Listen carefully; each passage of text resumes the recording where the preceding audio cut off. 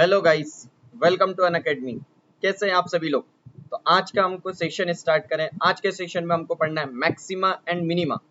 Maxima minima का अपने session को स्टार्ट करने से पहले आप लोगों को कुछ चीजें बता देना चाहता हूं कि अभी आपकी क्लास का टाइम चेंज हो चुका है और आपकी क्लास की टाइमिंग यूट्यूब पर आपकी क्लास की टाइमिंग जो है इंजीनियरिंग मैथ्स के लिए क्या टाइमिंग हो चुकी है आपके लिए। इंजीनियरिंग मैथ्स के लिए आपकी टाइमिंग जो है 9 to 10 a.m. 9 to 10 a.m. daily means Monday to Saturday आपकी टाइमिंग चेंज हो चुकी है। सभी लोग नोट कर लीजिए, रिमाइंडर सेट कर लीजिएगा कि आपकी 9 to 10 a.m. डेली यूट्यूब पर इंजीनियरिंग मैथ्स की क्लास होने वाली है। First thing. सेकंड थिंग, क्या अब आप लोगों के लिए इंजीनियरिंग मैथ्स का 1 घंटे की class daily Monday to Saturday होगी। ओके, नाउ जो लोग मैकेनिकल ब्रांचेस के स्टूडेंट हैं, वह अन अकेडमी प्लस पर मेरी बेस्ट टीम जो कि बेस्ट इंडिया के बेस्ट एजुकेटर से मिलकर बनी हुई है, उस टीम को ज्वाइन कर सकते हैं ताकि आपको प्लस पर किसी भी प्रकार से कोई भी सब्जेक्ट है उसमें किसी भी प्रकार से छोटा भी डाउट ना रहे और गेट एग्जाम देने से पहले आप कॉन्फिडेंट रहें। क्योंकि ये जो टीम है, आप देखिए आपको यहाँ पर जो पढ़ाया जा रहा है, यूट्यूब पर आपको जो पढ़ाया जा रहा है, आप देख सकते हैं कि आपको कितना बेस्ट कंटेंट मिल रहा है। अगर आप प्लस पर ज्वाइन करते हैं तो वहां पर टाइम तो और भी ज्यादा है, सारी चीजें और उसमें ब्रॉड मैनर में आप लाइव एजुकेटर से बात कर सकते हैं। तो वहां पर आपको देखिए बहुत ज्यादा एडवांटेजेस हैं। तो आप वहां पर अन अकेडमी प्लस पर मेरी इस टीम से आप मिल सकते हैं। वहां पर आपको जो भी डाउट है सारी टीम से आप पूछ सकते हैं, जो भी आपको प्रॉब्लम रहे उससे क्लियर कर सकते हैं। तो आपको क्या करना है, जो भी मैक के स्टूडेंट है वह जल्द से जल्द हमारी टीम से जुड़िए ताकि आपको गेट एग्जाम देने से पहले कॉन्फिडेंट रहें कि आपको किसी भी प्रकार से वहां पर मार्क्स जो है कम नहीं आने वाले, बिकॉज आप इस टीम से पढ़ेंगे जो कि बेस्ट टीम है, इंडिया के बेस्ट एजुकेटर्स की टीम है। सेकेंड थिंग, वाई अन अकेडमी प्लस सब्सक्रिप्शन की क्या जरूरत है हमें अन अकेडमी सब्सक्रिप्शन की। तो अन अकेडमी सब्सक्रिप्शन के कुछ फायदे आपको मैं बताता हूँ। First thing, daily live session on a fixed time. देखिए जैसे कि मई मंथ का जो शेड्यूल है आपको पहले ही वहां मिल चुका होगा कि मंडे के दिन क्या होने वाला है, 1 मई को क्या होगा, 2 मई को क्या होगा, 3 मई को क्या होगा, टिल 30 मई तक का आपको पूरा शेड्यूल फिक्स हो चुका है कि आपके 30 मई तक क्या होने वाला। मीन्स सारी चीजें जो वो भी क्या लाइव क्लासेस का schedule, means daily live classes का शेड्यूल वहां पर डल चुका है। आप देखिए एक भी दिन किसी भी कोई क्लास रीशेड्यूल नहीं होती है, सारी चीजें ऑन टाइम वहां पर होती है। ये second thing, content will be strictly based on GATE and ESC syllabus. Yes yes yes, सारा कंटेंट गेट और ईएससी सिलेबस पर ही बेस्ड है। आपको अगर आप गेट एंड ईएससी एग्जाम के लिए प्रिपरेशन करने आए तो आपको किसी भी प्रकार से वाईजेक, एसएससी, जेई, एनएलसी इन एग्जाम्स के लिए नहीं पढ़ाया जाएगा। और अगर आप वाईजेक, एसएससी, जेई, एनएलसी दूसरे इन एग्जाम्स के लिए आए हैं तो आपको गेट एंड ईएससी के जो न्यूमेरिकल्स हैं, जो गेट में हायर लेवल है वह नहीं। मींस सारा कंटेंट स्ट्रिक्टली बेस्ड होगा गेट एंड ईएससी के सिलेबस से, ताकि आप जिस एग्जाम पर ओरिएंटेड हैं, जिस एग्जाम पर आपका मेन फोकस है, आपको वही एग्जाम में सारी चीजें मिले, उसी का कंटेंट मिले, आपको कुछ भी प्रकार से टाइम वेस्ट ना हो। Third, get the guidance under the India's best teachers. ये मुझे सबसे इंपॉर्टेंट लगता है और मैं हर बार सेम ही रीजन देता हूँ कि अगर आप स्टूडेंट को डीमोटिवेटेड फील होता है, मैंने देखा है most of the student feel demotivated before the GATE exam और ईएससी एग्जाम। जो लोग गेट और ईएससी एग्जाम से पहले डीमोटिवेटेड फील करते हैं उनके लिए ये तो बेस्ट थिंग है, क्योंकि यहाँ पर आपको इंडिया के बेस्ट एजुकेटर से गाइडेंस मिलता रहता है। आप एक बार हमसे जुड़ते हैं, then till GATE exam completion और ईएससी एग्जाम कंप्लीशन आप हमसे गाइडेंस, आप डेली लाइव क्लासेस होती है, आप हमसे डेली गाइडेंस ले सकते हैं कि सर स्टडी में प्रॉब्लम आ रही है, feeling demotivated and other thing else. Fourth thing, crash course to give a boost to your score. Yes, जैसे कि आप देखते हैं कि मोस्ट ऑफ द कहीं पर भी आप देखते हैं कि आपका कोर्स कंप्लीट हो जाता है, आफ्टर दैट आपको प्रॉब्लम आती है कि सर मुझे ये कंसेप्ट क्लियर नहीं हुआ, मुझे एग्जाम से पहले कैसे चीजें कंप्लीट होगी। तो उसी के लिए आपको बिल्कुल वरी नहीं होना, उसी चीज के लिए आपको क्रैश कोर्स कराया जाता है। अक्टूबर नवंबर में जैसे ही आपका सिलेबस कंप्लीट होगा, जैसे ही अक्टूबर नवंबर में आपका सिलेबस कंप्लीट होगा, आपको 1 मंथ 2 मंथ का जो है क्रैश कोर्स आ जाता है कि ताकि आप गेट और ईएससी एग्जाम से पहले आप क्रैश कोर्स का एडवांटेज लें और जो भी आपको डाउट है फैकल्टी से एक बार और चीजें क्लियर कर लें। मीन्स ये एक हिसाब से हमारे साथ रिवीजन है, रिवीजन विथ योर टीचर्स। तो ये सारे एडवांटेजेस के बाद मुझे नहीं लगता कि आपको किसी और एडवांटेज की भी जरूरत है। These are the most important advantage, ये जो है आपको अनअकैडमी प्लस सब्सक्रिप्शन से मिलने वाले। तो आपको जल्द से जल्द अनअकैडमी प्लस का सब्सक्रिप्शन लेना है और हमसे जुड़ जाना है। अनअकैडमी पर आप जुड़ते समय आपको क्या करना है, आपको coupon code Pallav live use करना है। आपको coupon code Pallav live use करना है। Why Pallav live? जैसे ही आप पल्लव लाइव कूपन कोड वहां पर डालेंगे आपको इंस्टेंट 10% का डिस्काउंट मिलेगा। इंस्टेंट 10% का डिस्काउंट मिलेगा। अब ये जो 10% रेफरल कोड है, ये सिर्फ मैकेनिकल टीम नहीं, मैकेनिकल का स्टूडेंट नहीं, ये किसी भी ब्रांच का स्टूडेंट, कोई भी स्टूडेंट जो कि अनअकैडमी का सब्सक्रिप्शन लेना चाहता है, किसी भी ब्रांच का स्टूडेंट हो जो कि अनअकैडमी का सब्सक्रिप्शन लेना चाहता है, वह हमसे जुड़ सकता है। वह एक रेफरल कोड पल्लव लाइव डाले, वह referral code Pallav live use कर सकता है और Pallav live referral code use करते से उससे इंस्टेंट 10% का डिस्काउंट मिलेगा। इंस्टेंट 10% का डिस्काउंट मिलेगा, चाहे वह सीएस ब्रांच का हो, चाहे वह सिविल ब्रांच का हो, चाहे वह इलेक्ट्रिकल ब्रांच का हो, चाहे वह आयरन ब्रांच का हो, चाहे वह केमिकल ब्रांच का हो, किसी भी ब्रांच का स्टूडेंट हो। अगर वह अनअकैडमी सब्सक्रिप्शन लेना चाहता है तो वह Pallav live coupon code use कर सकता है। उसको सारी फैसिलिटी, और जैसे ही आप एक बार गेट एंड ईएससी का सब्सक्रिप्शन परचेस करते हैं, आप किसी भी एजुकेटर से जो कि गेट एंड ईएससी में पढ़ा चुके हैं, जो भी उनकी प्लस पर हैं, जो भी वो आपके स्पेशल सेशन, आप सारी चीज के लिए एलिजिबल हो जाते हैं। आपको सारे वीडियोस उनके मिल जाएंगे। तो विदाउट एनी डिले आपको क्या करना है, जल्द से जल्द हमसे जुड़ना है। नाउ टाइमिंग पर आ जाते हैं कि टाइमिंग अभी चेंज हुई है, ताकि टाइमिंग इसलिए चेंज की गई है ताकि आप लोगों के लिए टेंशन कम हो जाए, सारी चीज आपको सिस्टमेटिक मैनर्स में मिले, हिंदी वालों को अलग, इंग्लिश वालों को अलग। तो टाइमिंग तो जो है कम्युनिटी पर डल चुकी है, बट फिर भी मैं एक बार आप लोगों को टाइमिंग बता देता हूँ कि यूट्यूब की टाइमिंग की बात की जाए, यूट्यूब पर अगर टाइमिंग की बात की जाए तो यूट्यूब पर टाइमिंग आपकी कितनी है, 1 आवर की क्लास होने वाली है। 1 आवर की क्लास होंगी 9 AM to 10 AM Monday to Saturday. Monday to Saturday आपकी, मंडे टू सैटरडे आपके 9 AM to 10 AM daily. Monday to Saturday आपके 9 AM to 10 AM daily engineering maths की क्लास होने वाली है। सेकेंड थिंग, बात आती है कि जिन बच्चों ने कहा था कि सर हमको टाइमिंग बढ़ा दीजिए, टाइमिंग बढ़ाने ताकि हमारा मैथ्स का जो सिलेबस है हमको थोड़ा सा फील नहीं आ रहा है, उसके लिए आपके लिए special session, special session, free special session. सबसे पहले तो मैं ये कहूंगा कि ये सेशन फ्री है, इसीलिए free special session on Unacademy, free special session on Unacademy, जो कि आपके लिए जिसमें कि 1 आवर की डेली क्लासेस होने वाली। टाइमिंग जो है अभी आज का जो टाइमिंग है वह 5:30 PM to 6:30 PM,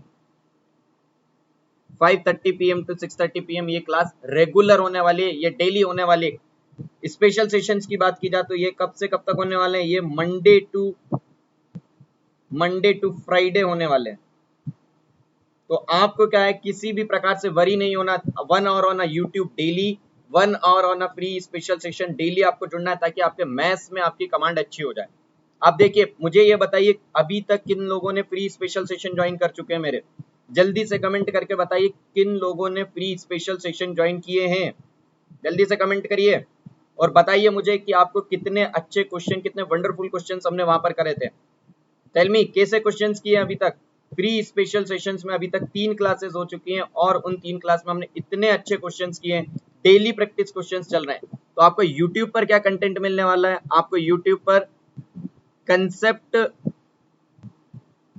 plus of numerical यहाँ पर हम करने वाले हैं, और डेली स्पेशल सेशन में जो आपको कंसेप्ट और न्यूमेरिकल यहाँ पर दिया जाएगा, वही फ्री स्पेशल सेशन में आपको डेली प्रैक्टिस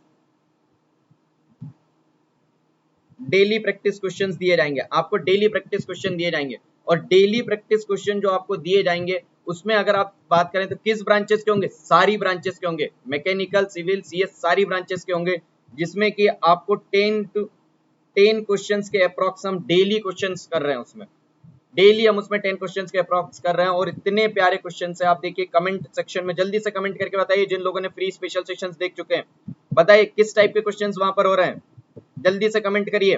तो आपको क्या करना है, आपको विदाउट एनी डिले, ये नहीं कि आप सिर्फ यूट्यूब की क्लास लें या ये नहीं कि आप फ्री स्पेशल सेशन की क्लास लें, आपको अगर मैथ्स के लिए 2 आवर्स चाहिए थे तो उसके लिए 2 आवर्स देखिए हमारी टीम लेकर आइए। तो आपको क्या करना है, आपको यूट्यूब पर भी 1 आवर्स डेली जुड़ना है और आपको फ्री स्पेशल सेशन में भी 1 आवर डेली जुड़ना है। अब उसके लिए आपको क्या है, फ्री स्पेशल सेशंस के लिए आपको क्या है कि आपकी अगर यूट्यूब पर तो आपको रिमाइंडर और ये सारी चीजें आप सेट कर लेते हैं कि हमारी क्लास मिस ना हो, बट फ्री स्पेशल सेशंस के लिए आपको क्या करना है, फ्री स्पेशल सेशंस के लिए आप लोगों को हमारे जो टेलीग्राम चैनल है, टेलीग्राम चैनल पर लिंक डेली डाल दी जाती है और अभी कमेंट सेक्शन में भी यूट्यूब पर डाल दी जाएगी।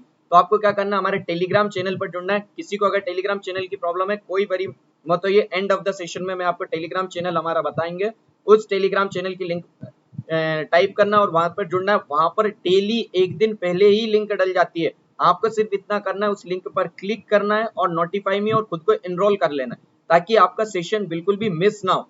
First thing. सेकंड थिंग आपकी अगर मैं बात करूं, सेकंड थिंग आपकी ये मैं बात करूं तो आप लोगों के लिए जो अभी कमेंट सेक्शन में लिंक डली हुई है उस लिंक पर सभी लोग जल्दी से जाइए। सभी लोग कमेंट सेक्शन में जो लिंक डली हुई है, कमेंट सेक्शन की लिंक पे जाइए, उस पर क्लिक करिए और खुद को एनरोल कर लीजिए ताकि आपका कोई भी सेशन मिस ना हो। ठीक है, चलिए, तो ये हुई टाइम की बातें।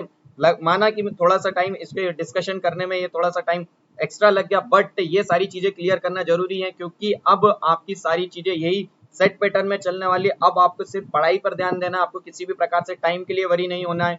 ठीक है, चलिए, तो आज का हमारा टॉपिक स्टार्ट करते हैं।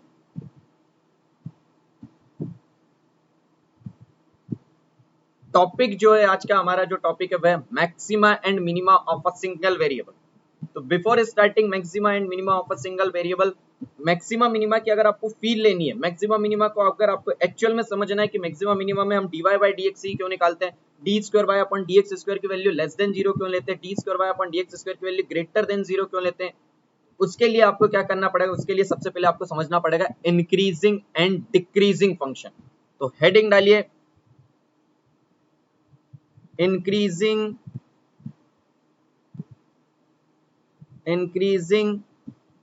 and decreasing function, increasing and decreasing function। Okay, now increasing and decreasing function में सबसे पहले हेडिंग डालेंगे हम increasing function.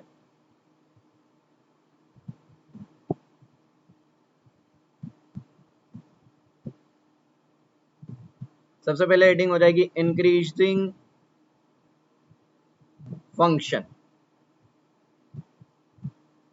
First thing, increasing function की अगर बात की जाए तो बताइए सबसे पहले इंक्रीजिंग फंक्शन कहते किसे। इंक्रीजिंग फंक्शन आपने 11th या 12th या जिस भी क्लास में पहले पढ़ा होगा, आपने पढ़ा होगा कि इंक्रीजिंग फंक्शन किसे कहते हैं, as x increases. Let us suppose this is your graph, this is x, this is your y is nothing but f of x, this is your y। increasing function क्या होगा, this is your increasing function, tell me, this is your increasing function। now increasing function किसे कहते हैं, the increasing function is this is your x1, this is your x2, this is your f of x1, this is your f of x2। Increasing function किसे कहते हैं, increasing function कहते हैं as x increases f of x also increase. Okay okay, now कुछ लोगों को doubt आता है कि सर कुछ जगह पर हमने बुक में पढ़ा है कि और x decreases f of x too decreases, कुछ लोगों ने ये भी पढ़ा होगा। यस यस, दोनों चीजें सही हैं। क्यों दोनों चीजें सही हैं, देखिए अब आपने यहां से कहा this is your x1 and this is your x2, as the x1 increases, x1 की जैसे ही वैल्यू x1 से x2 गए, the graph is increases, means overall the value x1 and x2 increases, means f of x2 is greater than f of x1। okay, now second thing, अगर मैं x2 से x1 पर आया हूं, means मेरा x से decrease हुआ है, तो वैल्यू भी जो है मेरी डिक्रीज हो गई है, किसकी, y equals to f of x की वैल्यू भी डिक्रीज हो गई। ओके, ना क्वेश्चन अराइज, किसी बच्चे को ये डाउट आया कि सर एक बात बताइए, इसके बीच में तो कर्व कुछ भी हो सकता है। लेट अस सपोज किसी स्टूडेंट का दिमाग चला और उसने कहा कि सर कर्व तो कुछ भी हो सकता है, मैं ऐसा मान लेता हूँ, यहाँ पर डिक्रीज मान लेता हूँ और यहाँ से इसको यहाँ कनेक्ट कर देता हूँ। एक्चुअली देखा जाए तो सर मेरा यहाँ पर की वैल्यू है this value f of x1 इस वैल्यू पे अगर मैं बात करूं, इस वैल्यू पर बात करूंगा, इस ग्राफ की बात कर रहा हूं मैं, ग्रीन वन की। अब आप कहेंगे कि सर इस वैल्यू पे एफ ऑफ एक्स वन की value greater, f of x one की value less than f of x two से, तो क्या ये कर्व इंक्रीजिंग है? Tell me, this is your second graph, tell me the second graph is increasing? No, why? क्योंकि आप लोगों को सारी चीजें मैं बताता हूं। The reason is that, reason is, reason क्या है? आप लोग जितने भी लोग हैं सिर्फ इतना याद कर लेते हैं कि increasing x increases, f of x increases, x decreases, f of x decreases, सिर्फ इतने में कंप्लीट नहीं होता है, इसकी कंडीशन रहती है for all value of x in between x1 and x2। Means अगर आप कहें आपका ये ग्राफ है, late us suppose this is your x1, this is your x2, the value is, यहां पे मान लीजिए f ऑफ x1, यहां पर वैल्यू मान लीजिए f of x2।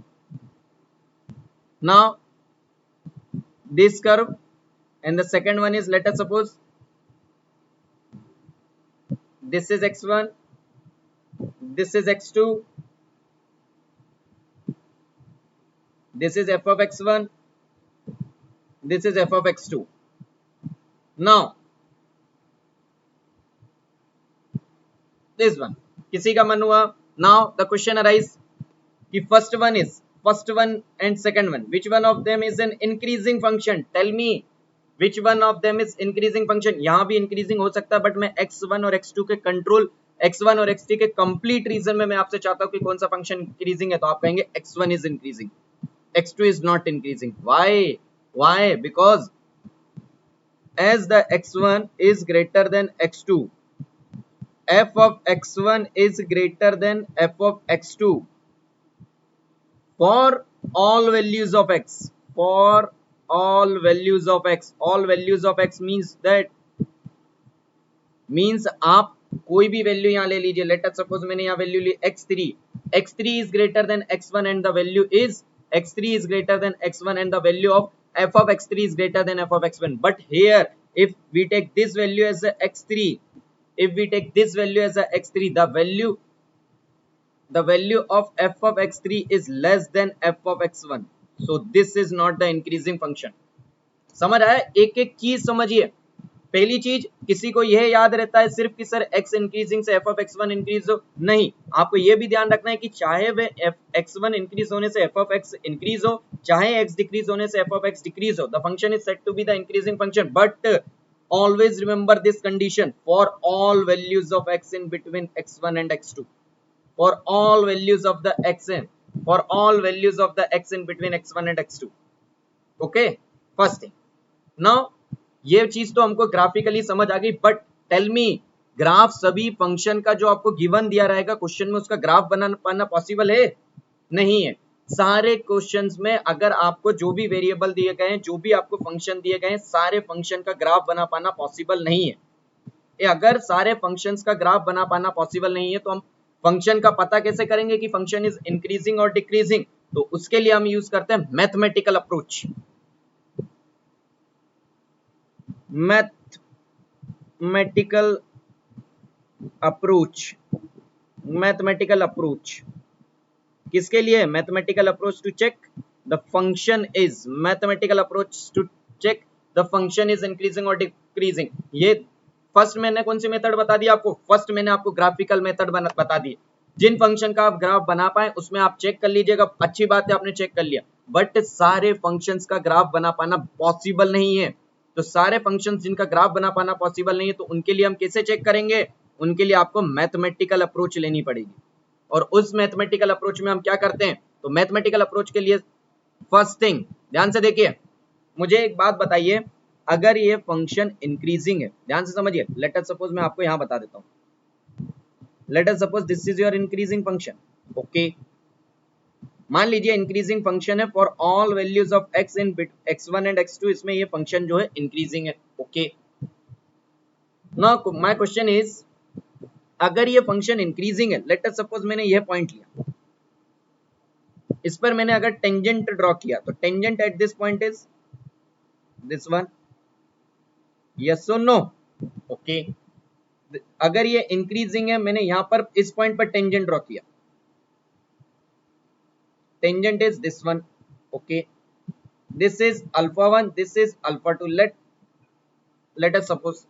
Now tell me, alpha 1 alpha 2 और कोई भी पॉइंट पे आपने अल्फा 1 अल्फा 2 अल्फा 3 कितने भी टेंजेंट ड्रॉ कर लिए, आप बताइए उनकी वैल्यू क्या आ रही है, एक्यूट एंगल आ रही है, राइट एंगल आ रही है, ऑब्ट्यूस एंगल आ रही है। आप कहेंगे alpha 1 alpha 2 are alpha 1 alpha 2 are acute angle, और डायरेक्टली लिखिए, आप कहेंगे alpha 1 and alpha 2 are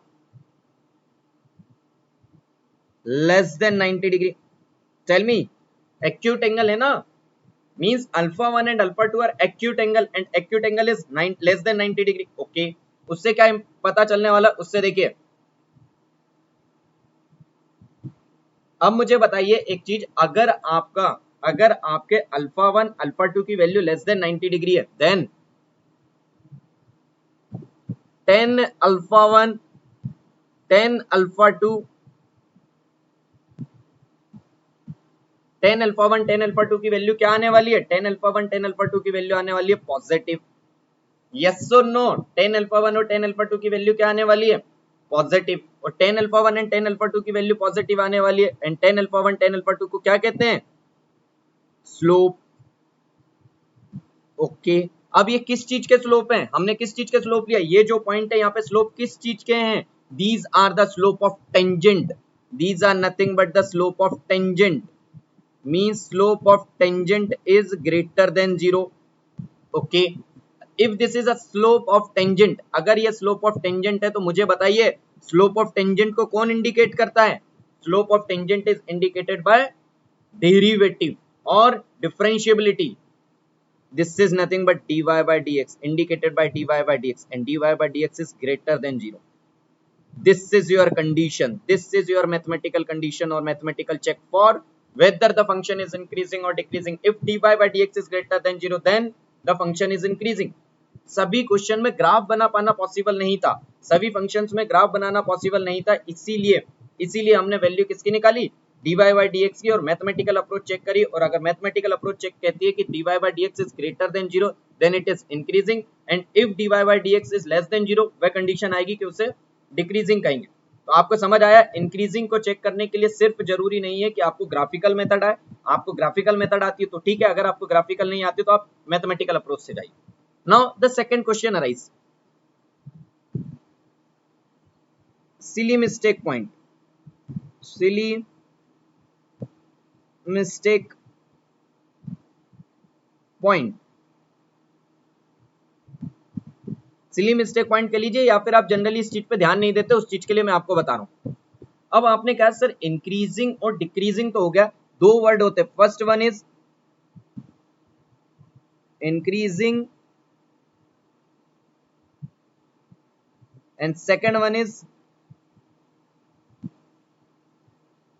monotonically increasing, monotonically increasing.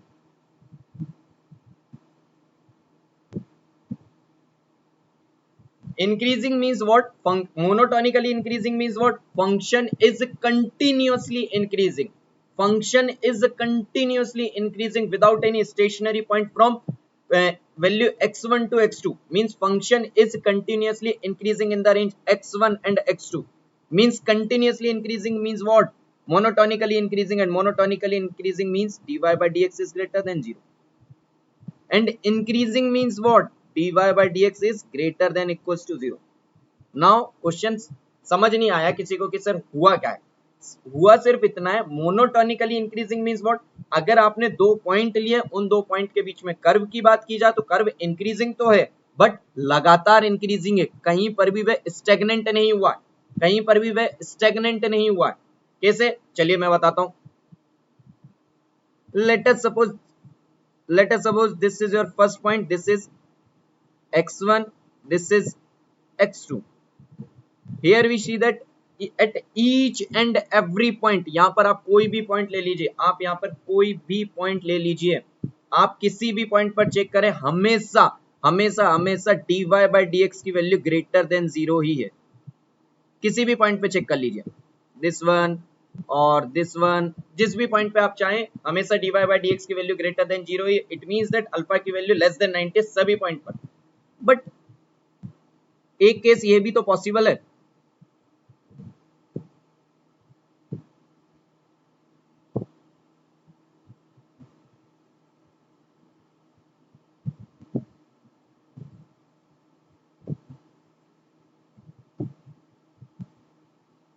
Means मैं सिर्फ ऐसा बनाना चाहता हूं कि यहां पर अगर टेंजेंट की बात की जाए, अगर ये कर्व बिल्कुल ये स्टेशनरी इस पॉइंट पर हो गया है, अब आप इस पर बात करें, इस पर आपने जैसे ही टेंजेंट ड्रॉ किया, तो टेंजेंट आपने ड्रॉ किया, लेट अस सपोज इस पॉइंट पे आपने टेंजेंट ड्रॉ किया, तो टेंजेंट इज लाइक दिस। वो कट नहीं कर रहा है, मैंने टेंजेंट की बात करी है, मैं सिर्फ उसको इस पॉइंट पे आपको टेंजेंट बताना चाह रहा था।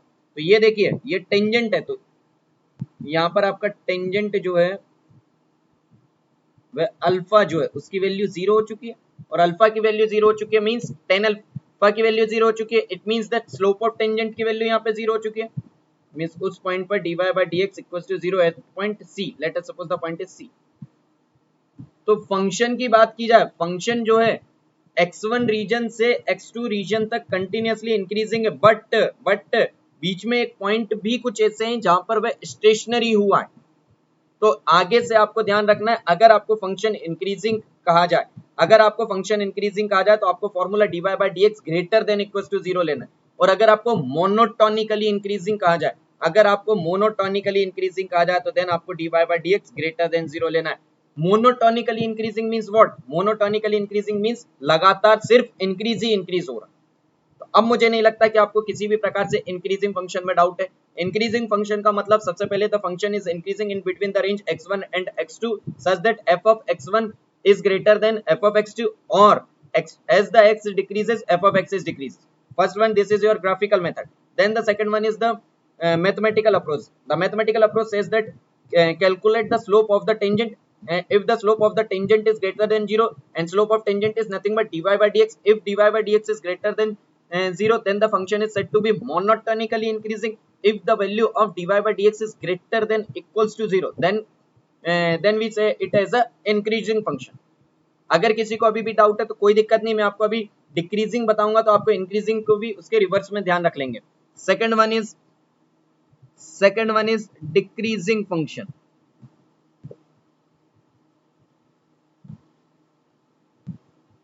Second one is decreasing function.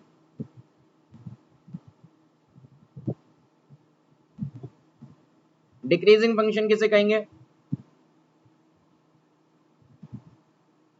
This is your decreasing function.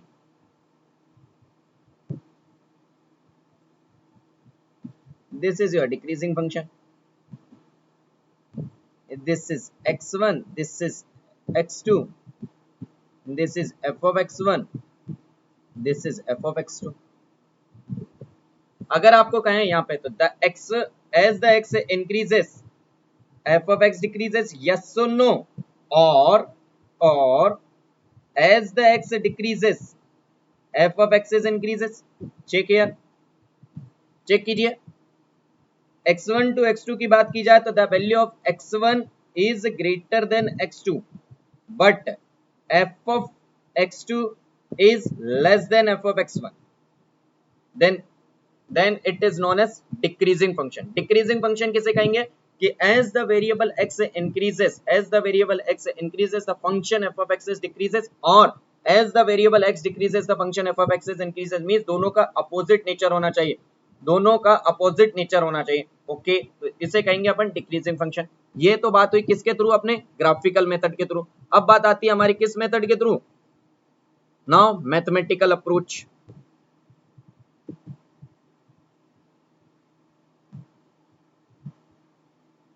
Mathematical approach, mathematical approach क्या कहती है आपकी? टेल मी, मैथमेटिकल अप्रोच क्या कहेगी? मैथमेटिकल अप्रोच कहती है this is your graph, this is your x1, this is your x2, sorry, this is x1, this is your x2. now tell me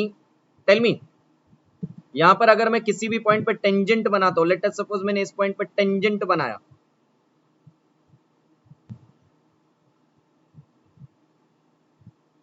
या tangent मान लीजिए, थोड़ी सी इंजीनियर है, थोड़ी सी ड्राइंग खराब रहती है इंजीनियर की,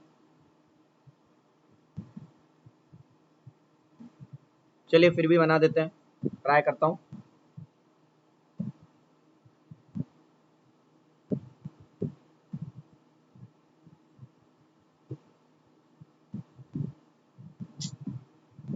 टेंजेंट नहीं बन रहा यार, just a minute.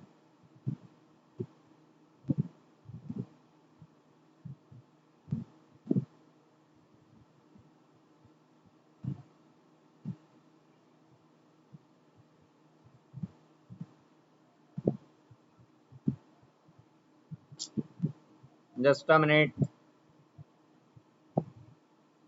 Last time, this is your graph and we draw this is as a tangent, yes अब ठीक है, नहीं दिख रहा बट इसे मान लीजिए यार आपकी टेंजेंट है, ठीक है, यहाँ पे ये टेंजेंट है, इसे मान लीजिए टेंजेंट है यार, ये tangent and this is point C. Tangent की बात की जाए, this is a tangent at point C. चलिए मैंने आपको क्लियर भी कर दिया, आप समझ लें कि ये टेंजेंट है। अगर ये टेंजेंट है, कंसेप्ट पे ध्यान दीजिए, अगर ये टेंजेंट है तो tell me this is your alpha, और alpha in this case is greater than 90, yes or no? If alpha is greater than 90, then 10 alpha is less than 0, and if 10 alpha is less than 0 and 10 alpha will indicate the slope, and then the slope is less than 0 means slope किसका, slope of tangent, slope of tangent is less than 0, slope of tangent is less than 0, and if the slope of tangent is 0, tell me, if the slope of tangent is 0, then we called as dy by dx is less than 0, dy by dx is less than 0। अगर यहाँ पे कोई confuse नहीं होगा sir आपने increasing का ये बताया है, मतलब डिक्रीजिंग के केस में बताया है या फिर मोनोटोनिकली डिक्रीजिंग, वर्ड के बारे में मैं बता चुका हूँ। क्वेश्चन अगर इंक्रीज आपके पास मोनोटोनिकली वर्ड आएगा तो आपको, अगर अपन मैं बात करूं यहाँ पर भी आप सिली मिस्टेक पॉइंट लिख लीजिए, इफ डिक्रीजिंग आया आपके पास, सिर्फ डिक्रीजिंग की रेंज निकालनी है या फिर फंक्शन को चेक करना है डिक्रीजिंग, तो डिक्रीजिंग क्या होता है, dy by dx is less than और इक्वल टू 0। और अगर मोनोटोनिकली डिक्रीजिंग की बात आई, मोनोटोनिकली डिक्रीजिंग, मोनोटोनिकली डिक्रीजिंग की बात आई तो monotonically decreasing means continuously decreasing, means dy by dx is less than 0। किसी भी प्रकार से क्वेश्चन में सिली मिस्टेक की वजह से भी क्वेश्चन गलत नहीं होना चाहिए। समझ आया इंक्रीजिंग एंड डिक्रीजिंग फंक्शन। चलिए एक क्वेश्चन करते हैं इंक्रीजिंग एंड डिक्रीजिंग फंक्शन से, देन हम नेचर पर, कर्व के नेचर को जानने जाएंगे। तो पहले एक क्वेश्चन कर लेते हैं। Question, find the interval, find the interval, find the interval in which, find the interval in which y is equals to x cube minus of 3x plus of 2 is a option increasing and b option decreasing।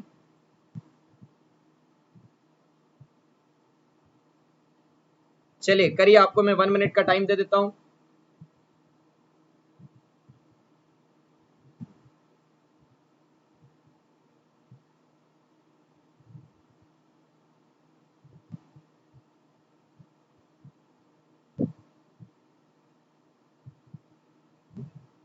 करिए जल्दी से सभी लोग करिए।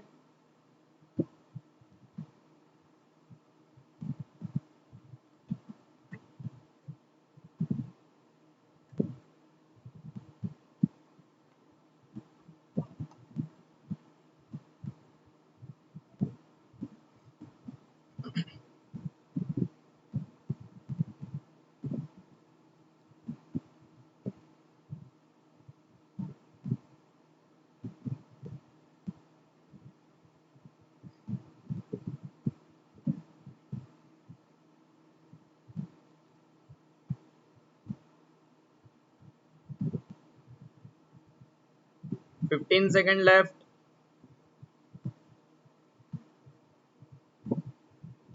Last 10 second.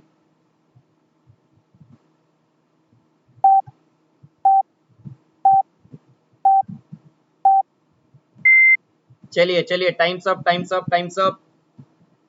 Question देखिए, increasing and decreasing आपसे पूछा है, तो आप क्या कहेंगे सर? चलिए, इंक्रीजिंग एंड डिक्रीजिंग की रेंज पूछी है, तो कैसे इंक्रीजिंग और डिक्रीजिंग की रेंज निकालते हैं वो सुनिए। इंक्रीजिंग एंड डिक्रीजिंग की रेंज अगर हमको निकालनी है तो इंक्रीजिंग एंड डिक्रीजिंग हमेशा कैसे निकलता है? इंक्रीजिंग एंड डिक्रीजिंग हम ग्राफिकली नहीं बता पाएंगे इसमें, क्योंकि हमारा ये polynomial function x³ minus 3x plus of 2, इसे ग्राफिकली बना पाना बहुत डिफिकल्ट है। तो हम इसे किससे करेंगे? इसे हम मैथमेटिकल अप्रोच से करेंगे। मैथमेटिकल अप्रोच क्या कहते हैं? इंक्रीजिंग डिक्रीजिंग निकालने के लिए आपको क्या निकालना पड़ेगा? dy by dx। Now first calculate the value of dy by dx। dy by dx is equals to thrice of x square minus of 3. This value is dy by dx is equals to 3 times x square minus 1. Okay, चलिए अब आपको क्या कहते हैं, अगर आप पहली case पे जाते हैं,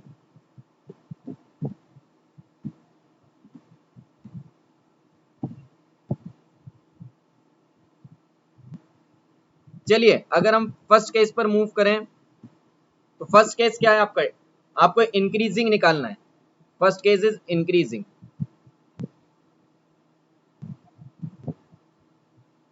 now and second case is decreasing. मुझे बताइए, इंक्रीजिंग और डिक्रीजिंग निकालने के लिए आपको क्या करना पड़ेगा? आपने dy by dx निकाल दिया, आपको उसकी रेंज निकालनी पड़ेगी। तो आप कहेंगे सर इंक्रीजिंग का रेंज में क्या होगा? उसके केस में हम बात करें तो the value is dy by dx is greater than equal to 0। Decreasing की रेंज क्या होगी? dy by dx is greater than equal to 0। Okay, now first thing dy by dx greater than 0 is, it means that 3 times x square minus of 1 is greater than equals to 0 and 3 times x square minus of 1 is equals to 0। चलिए आइए मैं बताता हूं आपको inequality में interval कैसे निकालते हैं। इनइक्वालिटीज का कोई भी क्वेश्चन आए उसमें इंटरवल कैसे निकालते हैं वो समझिए। आई नो मोस्टली स्टूडेंट को पता होगा, बट जिसको नहीं पता वो समझिए। पहले तो आप इसे लिखिए, this value is nothing but 3 times x minus 1 x plus 1 is greater than equals to 0, and this value is 3 times x minus 1 x plus 1 is less than equals to 0. Overall value is come out to be x minus 1 x plus 1 is greater than equals to 0. This value is x minus 1 x plus 1 is less than equals to 0. सबसे पहले क्या कीजिए, number line पर, this is your number line जो कि है minus infinity से plus infinity तक। सबसे पहले नंबर लाइन पर जो भी पॉइंट है, जिस भी पॉइंट है उसमें आप क्या करिए, जो भी आपका वेरिएबल है, यहाँ पर वेरिएबल की किसकी कंडीशन निकालनी है? dy by dx की। हो सकता है आपको ऐसा निकालना कभी आ जाए f of x is greater than equals to 0। जिसकी भी वैल्यू आपको ग्रेटर देन इक्वल्स टू, जिसकी पे भी इनइक्वालिटी लगानी है, सबसे पहले उसकी वैल्यू को इक्वल्स टू 0 करिए। कैसे? जैसे आप कहें यहाँ पर आपको किसकी वैल्यू निकालनी है? dy by dx की। इनइक्वालिटी किस पर है? dy by dx is greater than equals to 0। तो इस फंक्शन को आप मान लीजिए सबसे पहले, लेट अस सपोज मैंने मान लिया z। मेरी इनइक्वालिटी किस पर हो गई है? z greater than equals to 0। तो ओवरऑल वैल्यू क्या है? x minus 1 x plus 1 equals to 0। तो सबसे पहले क्या करिए, सबसे पहले आप क्या करिए, आपको इनइक्वालिटी पे ध्यान ना देकर सबसे पहले आपको इक्वालिटी लगानी है। सबसे पहले आपको इक्वालिटी लगानी है। इक्वालिटी क्यों लगाते हैं? इक्वालिटी हम इसलिए लगाते हैं ताकि हमको कौन से पॉइंट मिल सके? ताकि हमको स्टैग्नेशन पॉइंट मिल सके, स्टेशनरी पॉइंट मिल सके। तो जैसे ही आपने dy by dx greater than equals to 0 करा, तो आपको सबसे पहले निकालना पड़ेगा z equals to 0। It will gives you stationary point. सबसे पहले आप स्टेशनरी पॉइंट निकालिए। स्टेशनरी पॉइंट कौन सा पॉइंट होता है? It is the point where the dy by dx equals to 0 और इट इज द पॉइंट। सबसे पहले आपने z इक्वल्स 0, स्टेशनरी पॉइंट आएगा, ये क्या देगा? वह पॉइंट जहां पर dy by dx इक्वल्स 0 और कर्व जो है स्टेशनरी हो चुका है। तो सबसे पहले आपने इसको करा, z इक्वल्स टू 0 निकाला, तो the value is come out to be x minus 1 x plus 1 is equals to 0। x की वैल्यू आई आपकी क्या? 1 एंड माइनस 1। रखिए value minus 1 and 1। Okay, now अब हमको चेक करना है कि कैसे वैल्यू क्या होगी, इंक्रीजिंग होगी, डिक्रीजिंग होगी। तो ये किसको रिप्रेजेंट कर रहा है? This number line will represent dy by dx. Okay, now the question arise is, tell me, अगर मैं 1 से ग्रेटर वैल्यू लेता हूं, 1 से ग्रेटर वैल्यू ली मैंने, 1 से greater value late us suppose मैंने वैल्यू ली 2, लेट अस सपोज 2 वैल्यू ली, जैसे ही मैंने 2 को यहाँ पे इक्वेशन में रखा, 2 - 1 is positive, 2 + 1 is 3 means positive, positive means overall value is come out to be positive. Tell me yes और नो. अगर मैंने इस रेंज में कोई भी वैल्यू लेता हूं, लेट अस सपोज मैंने वैल्यू 2 ली, तो 2 - 1 is 2 - 1 is 2, 2 - 1 is 1, 2 + 1 is 3 means overall value of z, इसकी वैल्यू की बात की जाए, इसकी वैल्यू क्या आ रही है, पॉजिटिव. ओके, नाउ अगर मैं -1 से 1 के बीच की वैल्यू लूं, लेट अस सपोज 0 ली, 0 + 1 is positive, 0 - 1 is negative, overall this value is negative and this value is come out to be positive. और अगर dy by dx की वैल्यू की बात की जाए, हमको dy by dx की रेंज पता चल चुकी है, जल्दी से बताइए, हमको dy by dx की अब रेंज पता चल चुकी है कि dy by dx की रेंज क्या है. तो हम क्या करेंगे, अगर हमें dy by dx की रेंज पता चल चुकी है, तो हमें पता चल चुका है कि dy by dx जो है पॉजिटिव किस किस रेंज में है, मुझे बताइए dy by dx की value greater than equal to 0 किस किस रेंज में है, dy by dx की वैल्यू ग्रेटर देन किस किस रेंज में, value is in -infinity to -1 union 1 से लेकर इंफिनिटी. टेल मी, -इंफिनिटी से -1 यूनियन. और मैंने यहाँ क्लोज ब्रैकेट क्यों लगाया, मैंने क्लोज ब्रैकेट इसलिए लगाया क्योंकि मुझे 0 वाली वैल्यू को इंक्लूड करना है. स्टेशनरी पॉइंट क्या आए थे, स्टेशनरी पॉइंट 1 एंड -1 ही थे, मुझे ये पॉइंट को लेना पड़ेगा बिकॉज मैंने ग्रेटर देन इक्वल्स टू 0 है. इक्वल्स टू 0 नहीं होता तो मैं यहाँ पे सिर्फ ओपन ब्रैकेट लेता, बट इक्वल्स टू 0 होने की वजह से मैंने यहाँ पे ग्रेटर देन और इक्वल्स टू का साइन लिया. यस और नो, ग्रेटर देन और इक्वल टू के साइन होने की वजह से यहाँ मैंने ब्रैकेट क्लोज लिया. चलिए, नाउ द क्वेश्चन अराइज कि किस रीजन में dy by dx की वैल्यू लेस देन और इक्वल टू 0 है. तो आप कहेंगे sir nothing but in the region -1 से 1. टेल मी सारी चीजें समझ आई है, किसी भी प्रकार से कोई डाउट. अब आपको लगा कि सर इसमें greater than equal to sign क्यों यूज करा है, क्योंकि देखिए क्वेश्चन में लिखा हुआ था इंक्रीजिंग ओनली, और इंक्रीजिंग के लिए मैंने यहाँ पे आपको बताया greater than equal to 0, decreasing के लिए अगर बात करें तो dy by dx less than equal 0. अगर यहाँ पे मोनोटोनिकली वर्ड आ जाता, अगर आपके यहाँ पे मोनोटोनिकली वर्ड आ जाता तो सिर्फ मैं ग्रेटर देन साइन लेता या लेस देन साइन लेता. ये क्वेश्चन आप देखिए गेट 2004 में एक बार आ चुका है इसी टाइप का क्वेश्चन, वहां पर आपसे मोनोटोनिकली इंक्रीजिंग मोनोटोनिकली डिक्रीजिंग पूछा था. तो देखिए आपको ये कि वर्ड को समझना है कि मोनोटोनिकली इंक्रीजिंग किसे कहते हैं, मोनोटोनिकली डिक्रीजिंग किसे कहते हैं, सारे के वर्ड को समझिए ताकि आप सिली मिस्टेक भी ना कर पाए. और अगर आपको सारी चीजें समझ आ रही हैं, सारी चीजें सेशंस अच्छे लग रहे हैं, तो सबसे पहले लाइक करिए सेशन को. मैं देख रहा हूँ नंबर ऑफ द स्टूडेंट्स जो हैं लाइव, जो हैं अभी जो लाइव स्टूडेंट है आप देखिए बहुत ज्यादा है, बट लाइक जो है लाइव स्टूडेंट से कम है. क्यों कम है, अगर आपको सेशंस अच्छे लग रहे हैं तो लाइक जरूर करिए, और आपको ये सारी चीजें समझ आए कि कैसे हम इससे dy by dx की रेंज निकालते हैं. चलिए एक क्वेश्चन और सॉल्व कर लेते हैं जिससे आपको और ज्यादा क्लियर हो जाएगा. चलिए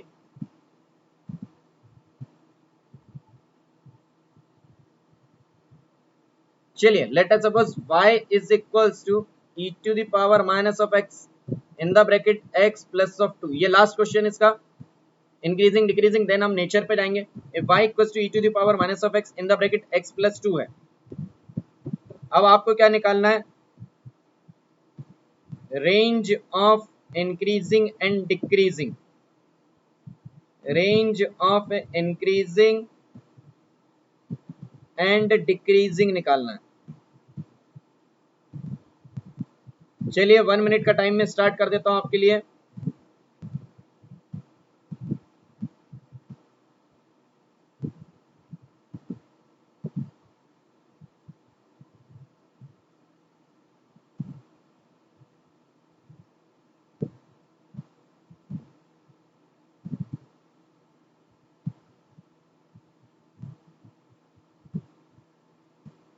चलिए 30 सेकंड का ही कर देता हूं.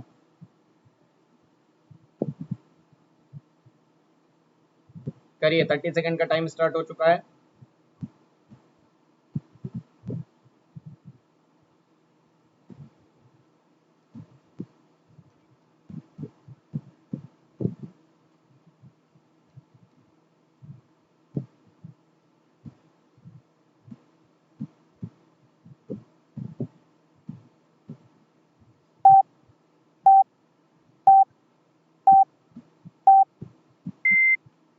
चलिए चलिए, times up times up times up. चलिए मैं करा देता हूँ इस क्वेश्चन को। चलिए बताइए, आपको range of increasing and decreasing पूछा, इसका मतलब क्या यूज करने वाले हैं हम? इसमें हमको निकालना पड़ेगा dy बाई डी एक्स। तो चलिए dy बाई डी एक्स निकालिए। dy by d x is nothing but dy by d x is nothing but e to the power x का अगर हम करें तो e to the power minus of x into -1 and this value is same x plus of 2. Now हम इस function का निकालते हैं, this value is e to the power minus of x into 1. Now the value of dy by dx is come out to be e to the power minus of x. This value is 1 minus x minus 2. Okay, 1 minus x minus 2. Yes.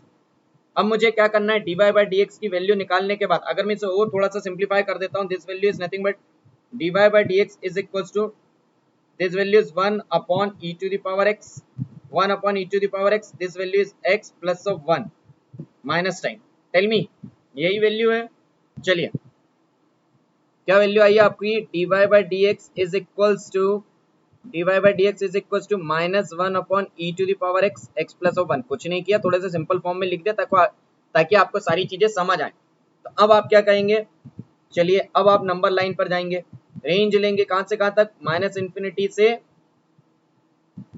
Plus infinity तक। Okay, तो कैसे करते हैं question को, this is for nature of dy by d x. सबसे पहले क्या करते हैं, जिस भी चीज का आपको नेचर निकालना है, आपको इनइक्वालिटी निकालना है, अगर इंक्रीजिंग डिक्रीजिंग चेक करते हैं तो क्या करते हैं, और इंक्रीजिंग की बात की जाए तो हम क्या करते हैं, इंक्रीजिंग के लिए वैल्यू होना चाहिए dy by dx is greater than equals to 0, और अगर वैल्यू ग्रेटर देन इक्वल्स टू 0 होना चाहिए means minus of 1 upon e to the power x in the bracket x plus 1 is greater than equals to 0। और अगर कोई भी value हमको चेक करना है कि इनइक्वालिटी जब भी आती है तो इनइक्वालिटी को सॉल्व करने के लिए क्या करते हैं, सबसे पहले हम निकालते हैं स्टेशनरी पॉइंट और स्टेग्नेशन पॉइंट। तो स्टेशनरी पॉइंट और स्टेग्नेशन पॉइंट कैसे निकालते हैं, उस वैल्यू को इक्वल टू 0 करके, और dy by dx को हम अगर इक्वल टू 0 कर देंगे तो हमारा स्टेशनरी पॉइंट आ जाएगा। तो यहाँ पर स्टेशनरी पॉइंट क्या आने वाला है, x equals to -1। Tell me, x equals to -1 ही आने वाला है ना। ओके, और अगर मैंने x इक्वल्स टू -1 लिया है और अगर मैं x इक्वल्स टू -1 से ग्रेटर वैल्यू लेता हूँ, लेट अस सपोज मैंने x इक्वल्स टू -1 से ग्रेटर वैल्यू क्या ली, 0। लेट अस सपोज मैंने 0 वैल्यू ले ली, और अगर मैंने 0 वैल्यू ली और अगर मैंने यहाँ पे 0 वैल्यू ली और यहाँ पर रखता हूँ, तो this value is e to the power 0 is 1 and 0 plus 1 is 1, but minus sign, this value is come out to be minus. Yes और नो, अगर मैं x की वैल्यू मैंने लेट अस सपोज 0 मान ली, तो इंटरवल में मान लीजिए कोई भी वैल्यू -1 से इन्फिनिटी के रेंज में कोई भी वैल्यू मान लीजिए, तो आपने मान ली वह वैल्यू क्या, 0 मान ली, और जैसे ही आपने उस वैल्यू को 0 माना, आपने उसकी रेंज डिसाइड कर दी इन द सेकंड इंटरवल। अगर मैं माइनस इन्फिनिटी से -1 की बात करूं तो मैंने यहाँ पे वैल्यू मान ली लेट अस सपोज -2 मान ली, तो this value 1 upon e to the power -2 is, this one is positive 1, this one is always positive 1। Okay, now अगर मैंने यहाँ पर वैल्यू की बात की -2 रख दिया, -2 plus 1 is -1, minus into -1 is plus. आप वैल्यू रख के कोई भी चेक कर लीजिए, आपके माइनस और प्लस ये साइन आपको पता चल जाएंगे। और अगर आपको यहाँ पर माइनस और प्लस के साइन पता चल चुके हैं तो अब तो आप इंक्रीजिंग और डिक्रीजिंग तो बता ही सकते हैं। तो अगर मैं आपसे पूछूं, tell me the reason for increasing function, tell me increasing के लिए क्या रीजन रहेगा, जल्दी से कमेंट करिए। आप कहेंगे the increasing region is minus infinity से -1 ब्रैकेट क्लोज। नाउ डिक्रीजिंग के लिए क्या रीजन होगा, डिक्रीजिंग के लिए रीजन होगा ब्रैकेट क्लोज -1 से इन्फिनिटी। अब मुझे ये बताइए, किसी को ओपन ब्रैकेट, क्लोज ब्रैकेट और किस ब्रैकेट की वजह से कोई प्रॉब्लम है, जल्दी से बताइए। किसी को ब्रैकेट की वजह से प्रॉब्लम है कि सर यहाँ पे ओपन ब्रैकेट क्यों आया, या फिर सर यहाँ पे क्लोज ब्रैकेट क्यों आया है, टेल मी, किसी को प्रॉब्लम है? नहीं होना चाहिए, क्योंकि मैंने पहले ही बता दिया कि इंक्रीजिंग अगर आता है, तो वहां पर हम क्लोज ब्रैकेट यूज करते हैं। नाउ किसी, यस और नो, स्टेग्नेशन पॉइंट जो है उस पर हम क्लोज ब्रैकेट, क्लोज साइंस और ये जो साइन है वह यूज करते हैं। चलिए आगे मूव करते हैं। चलिए ये सारी चीजें तो आपको समझ आ गई हैं। चलिए अब हम आगे मूव करते हैं। तो आपको स्टेशन, तो आपने क्या पढ़ा अभी तक, चलिए समराइज कर देते हैं इस छोटे से पॉइंट में। अगर आपने dy बाई dx की वैल्यू जो है ग्रेटर देन 0 पढ़ी, अगर आपने dy बाई dx की value greater than equal to 0 पढ़ा तो इंक्रीजिंग, अगर आपने किया dy बाई dx की वैल्यू ग्रेटर देन 0 तो मोनोटोनिकली इंक्रीजिंग,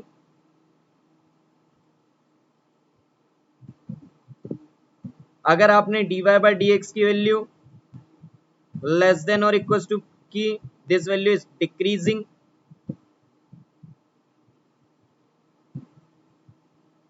और अगर आपने वैल्यू dy बाई dx की वैल्यू लेस देन 0 माना तो monotonically decreasing. One more thing, अगर आपने dy बाई dx की वैल्यू इक्वल्स टू 0 कर ली तो डायरेक्टली आप इसमें उन वैल्यू को कंसीडर कर रहे हैं, उससे अच्छा उस पॉइंट को क्या कहते हैं, स्टेशनरी पॉइंट, स्टेशनरी पॉइंट कह दीजिए। या फिर किसी बुक में आपको वहां पर क्या मिला दिख सकता है, क्रिटिकल पॉइंट लिखा मिल सकता है, या फिर आपको क्या मिला लिखा मिल सकता है, या फिर आपको टर्निंग पॉइंट लिखा मिल सकता है।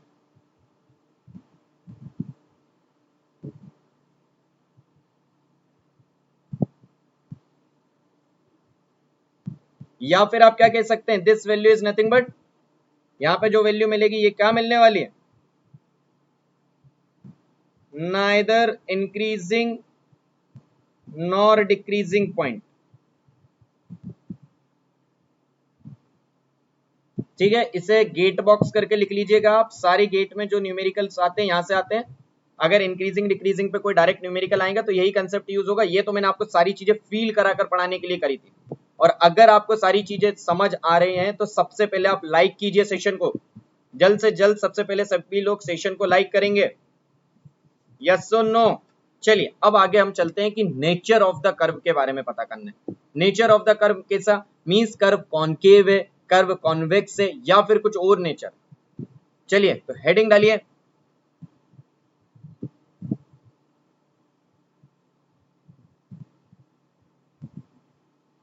Nature of the curve.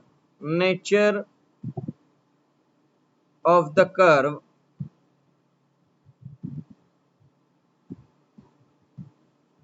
ये सारी चीजें देखिएगा, ये सारी चीज से ही मैक्सिमम मिनिमा होगा। ये मैं आपका बेस तैयार कर रहा हूं ताकि आपको मैक्सिमम मिनिमा का सारी चीजें आपको समझ आए। डायरेक्ट मैक्सिमम मिनिमा बता दूंगा, आप रट लेंगे, सारी चीजें आपसे न्यूमेरिकल भी सॉल्व हो जाएंगे, बट आपको एक्चुअल फील नहीं आएगा। बट अगर आपको फील लेना है तो आपको ये सारी चीजें पढ़नी पड़ेगी, ये सारी चीजें समझनी पड़ेगी, यस और नो। चलिए पहली चीज, नेचर ऑफ द कर्व किससे डिसाइड होता है, सबसे पहली चीज nature of the curve decide होता है d square y upon d x square, means double derivative से nature of the curve decide होता है। कैसे डिसाइड होता है, first thing, if d square y upon d x square, if d square y upon d x square की value greater than 0 है in any interval, किसी interval में मान लीजिए, in any interval, then y equals to f of x, then y equals to f of x is concave up in that interval। चलिए मैं बता देता हूं क्या लिखा है, कुछ अलग भाषा नहीं लिख दी है।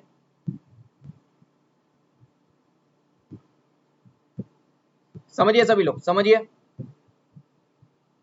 मैंने क्या किया है, अगर dy by d square y upon d x square से नेचर पता चलता है, और अगर आपके d square y upon d x square की वैल्यू किसी इंटरवल में, let us suppose the interval is, this is your interval, this is your A, this is your b, और अगर ए और बी कोई इंटरवल है, उस इंटरवल में अगर d square y upon d x square की वैल्यू ग्रेटर देन 0 आती है, मींस यहां पर अगर बात की जाए किसकी वैल्यू की बात कर रहा हूं मैं, d square y upon d x square, और अगर d square y upon d x square की वैल्यू पॉजिटिव आती है, इट मींस दैट इसकी वैल्यू ग्रेटर देन 0 आई है, और इसकी वैल्यू ग्रेटर देन 0 आया है, इसका मतलब उस रीजन में नेचर क्या होगा आपका, आपका कॉनकेव अप होगा। Concave up is this one. ना क्वेश्चन अराइज, कि सर कॉन्केव अप सिर्फ ऐसा होता है, नहीं, कॉन्केव अप आप देखिए इसको भी कहते हैं कॉन्केव अप ही है। This is your A, this is your B, this is also your concave up, this is also your concave up, and this is also your concave up, A, B, this is also your concave up। तो आपसे अगर पूछा जाए कि बताइए किस reason में curve concave up nature का है, तो रीजन बता पाएंगे, या फिर आपसे ये पूछ ले कि ये जो रीजन है इसमें इसका नेचर क्या है, कॉन्केव अप है या कॉन्केव डाउन, दोनों टाइप के क्वेश्चन बता पाएंगे।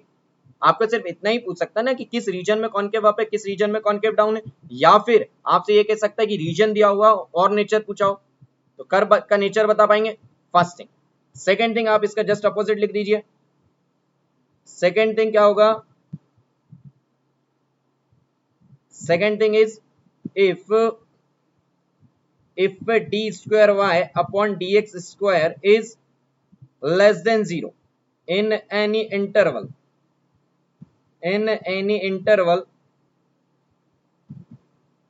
then tell me then f of x क्या होगा, then tell me then f of x is concave down, या तो कॉन्केव डाउन कह दीजिए या फिर कॉन्वेक्स अप कह दीजिए, convex up in that interval.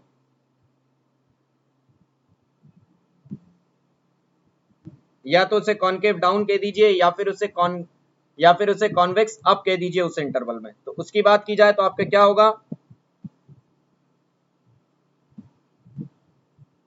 this is your A, this is your B।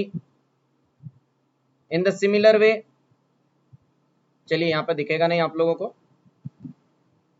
this is your A, this is your B। tell me अगर A और B रीजन में d square y upon dx square की value less than 0 है, in that interval में क्या होगा, f of x is concave down। concave down means what, this is your concave down, this is the concave nature and this is in downward, or convex up, or the convex up, so this is your convex and this is in up।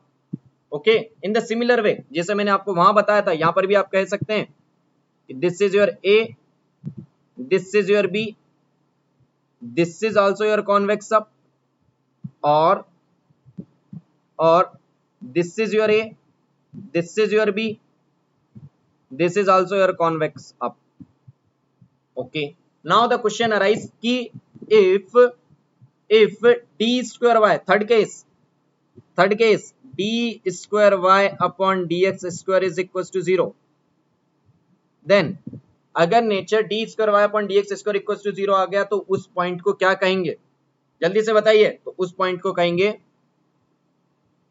उसे कहते हैं point of inflection. Point of inflection क्या होता है, point of inflection भरी मत तो ये बता रहा हूं। टेल मी अगर किसी पॉइंट पर d square y upon d x square की वैल्यू 0 आती है, इसका मतलब ये क्या है, this is the point where the function changes from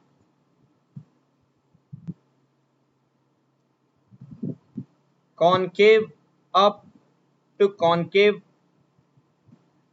up to convex up, और वाइस वर्सा,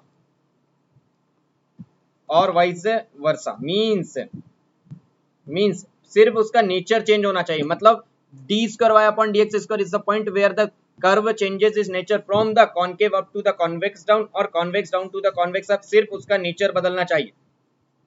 यस और नो, जल्दी से बताइए। तो आपको समझ आया कि अगर आपको नेचर ऑफ द कर्व निकालना तो क्या करेंगे, अगर आपको नेचर ऑफ द कर्व निकालना है तो आप d square y upon d x square की वैल्यू निकालेंगे, और अगर वही d square y upon d x square की वैल्यू ग्रेटर देन 0 आती है किसी इंटरवल में, then it is known as the concave up, और if d square y upon d x square की वैल्यू लेस देन 0 आती है, then it is known as the convex up और द कॉन्केव डाउन। और अगर किसी वैल्यू पर d square y upon d x square की वैल्यू इक्वल टू 0 आती है, then it is known as point of inflection. And the point of inflection is the point where the curve changes its sign from the concave up to the convex up, or vice versa. Tell me, सारे point समझ आए हैं? जल्दी से बताइए। तो अब हमारा टाइम मैक्सिमम मिनिमम स्टार्ट करने का हो गया, बट आज का टाइम देखा जाए तो टाइम खत्म होने वाला है। चलिए तो एक काम करते हैं, आपको मैं एक क्वेश्चन एज अ होमवर्क दे देता हूँ। कल मैक्सिमा एंड मिनिमा की अपन फिर से मैक्सिमा एंड मिनिमा जो है उसकी कंडीशंस बताएंगे। ये आपका बेस तैयार किया है मैंने मैक्सिमा और मिनिमा के लिए। देखिएगा कल आपको फील आ जाएगा कि ये सारी चीजें पढ़ना क्यों जरूरी है, बिना इन चीजों के क्यों आपका मैक्सिमा एंड मिनिमा नहीं हो सकता, क्यों ये सारी चीजें जरूरी है। तो एक क्वेश्चन आपके लिए होमवर्क है, homework question, if f of x is equals to tan inverse of, if f of x is equals to tan inverse sin x plus of cos x। Question है आपका if f of, क्वेश्चन है आपका if f of x, question is if f of x equals to tan inverse sin x plus of cos of x, then आपको निकालना है reason in which f of x is A option increasing, B option decreasing. तो ये question आपके लिए homework है, तो सभी लोगों को ये होमवर्क करके आना है। कल सबसे पहले क्लास में हम ये होमवर्क क्वेश्चन करेंगे और देखिए कितना प्यारा क्वेश्चन है, बहुत ही प्यारा क्वेश्चन है। तो आपको ये क्वेश्चन एज अ होमवर्क में ट्राई करना है। और सबसे पहली चीज आप लोगों को बता दूं कि टाइमिंग के बारे में बता देता हूं, जो लोग अभी नए आए हैं या फिर जो उन्होंने पहले सेशन की स्टार्टिंग में नहीं थे उन लोगों को बता दूं, टाइमिंग आपकी चेंज हो चुकी है। टाइमिंग अब आपकी 9 AM to 10 AM हो चुकी है। क्रेट्रिक्स चैनल पर 9 AM to 10 AM डेली आपका इंजीनियरिंग मैथमेटिक्स होने वाला है। कब से कब तक? Monday to Saturday. Note down कर लीजिए, मंडे टू सैटरडे, नोट कर लीजिए सभी लोग। यूट्यूब पर आपकी 1 आवर की class 9 AM to 10 AM Monday to Saturday daily होने वाली है, जिसमें हम कंसेप्ट और न्यूमेरिकल करेंगे। और आपका डेली, और आपका वहीं पर आपका फ्री स्पेशल सेशंस की बात की जाए तो आपका फ्री स्पेशल सेशन की टाइमिंग क्या हो चुकी है? फ्री स्पेशल सेशन की टाइमिंग आपकी डेली 1 आवर्स आपके लिए मंडे टू फ्राइडे आपके लिए 5:30 PM to 6:30 PM हो चुकी है। और इसमें हम कौन से क्वेश्चंस करने वाले हैं? फर्स्ट थिंग, किसी को ये वरी नहीं होना है कि फ्री स्पेशल सेशन कहाँ होंगे, ये अनअकैडमी ऐप पर होने वाले और ये फ्री हैं, किसी को वरी नहीं होना, ये बिल्कुल फ्री है आप लोगों के लिए। तो ये आपके लिए एडवांटेज है कि आपको मैथ्स जो है 2 आवर्स पर डे पढ़ाया जाएगा। यहाँ पर हम क्या करेंगे, डेली प्रैक्टिस क्वेश्चंस करने वाले। इसमें आप देखिए, आप खुद ही को मैं डेली क्वेश्चंस दूं, उससे अच्छा आप मेरे साथ डेली प्रैक्टिस क्वेश्चंस करिए, आपको डीपीपी की जरूरत नहीं पड़ेगी। First thing. सेकंड थिंग, सारी चीजें इंफॉर्मेशन, अगर आपको अनअकैडमी का सब्सक्रिप्शन चाहिए तो आपको क्या करना है, अनअकैडमी ऐप डाउनलोड करना है, वहां पर गेट सब्सक्रिप्शन में जाना है। After that scroll and click करना है किस पर, गेट एंड ईएससी पर। आफ्टर दैट आपको गेट सब्सक्रिप्शन करना है, फिर वहां पर आपको मंथ प्लान चूज करना है। जैसे अभी 9 मंथ लेफ्ट है तो आपको 12 और 24 मंथ का आपको प्लान चूज करना है। आफ्टर दैट आपको coupon code Pallav live use करना है। क्या यूज करना है आपको? Coupon code Pallav live. क्यों? क्योंकि आप देखिए, जैसे ही आप coupon code Pallav live use करेंगे आपको इंस्टेंट 10% का डिस्काउंट मिलेगा। आफ्टर दैट आप प्रोसीड करिए और हमसे सारे कोर्सेज, गेट एंड ईएससी के सारे कोर्सेज और सारी ब्रांचेस के लिए आप एप्लीकेबल हो जाएंगे। ठीक है। और अगर आपको ये सारे सेशंस जो अभी चल रहे हैं उसकी पीडीएफ चाहिए, सारे सेशन की आपको पीडीएफ चाहिए, सारे सेशन की आपको ये चाहिए कि टाइमिंग वगैरह वहां पर पता चलते रहे, अगर चेंज होती है तो टाइमिंग वगैरह पता चलते रहे, सारी चीजें आपको जो भी इंफॉर्मेशन है सारी चीजें मिलती रहे, तो आपको हमारा टेलीग्राम चैनल को ज्वाइन करना है, दिस वन, और हमारे ये फेसबुक ग्रुप को आपको ज्वाइन करना है। और अभी जो सेशन होने वाला है, आज जो आपका स्पेशल सेशन है उसकी लिंक जो है आपको कमेंट सेक्शन में मिल जाएगी। आपको डेली कमेंट सेक्शन में स्पेशल सेशन की जो है उसकी लिंक मिल जाएगी और आपको यहाँ पर भी मिल जाती है। तो आपको क्या करना है, अभी कमेंट सेक्शन में जाना है, लिंक पर क्लिक करना है और नोटिफाई मी और एनरोल मी पर आपको क्लिक करना है। और सबसे पहली चीज, आपको अनअकैडमी ऐप पर पल्लव गौर सर्च करना है और वहां पर मुझे फॉलो करना है। जैसे आप मुझे फॉलो करेंगे, आप मेरे से रिलेटेड किसी भी प्रकार की अपडेट मिस नहीं करेंगे, तो आपको वहां जाकर मुझे फॉलो करना है। ओके, चलिए गाइस, तो आज की क्लास अपन यही खत्म करते हैं। Thank you so much.